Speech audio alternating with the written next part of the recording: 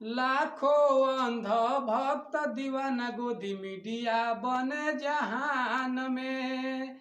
अरे लाखों अंध भक्त दीवाना गोदी मीडिया बने जहान में। मेरे नेता जैसा कोई नहीं है सारे हिंदुस्तान में। मेरे नेता जैसा कोई नहीं है सारे हिंदुस्तान में।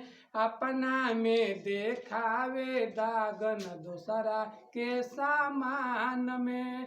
अपना में देखावे दागन दूसरा के सामान में। मेरे नेता जैसा कोई नहीं है सारे हिंदुस्तान में। मेरे नेता जैसा कोई नहीं है सारे हिंदुस्तान में।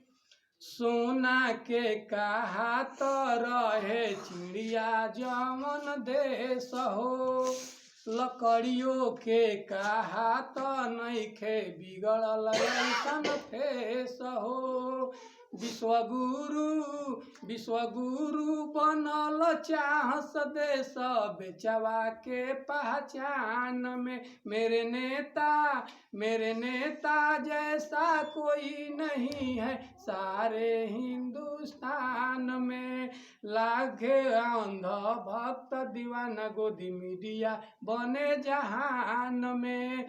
लाखों अंध भक्त दीवाना बने गोदी मीडिया जहान में।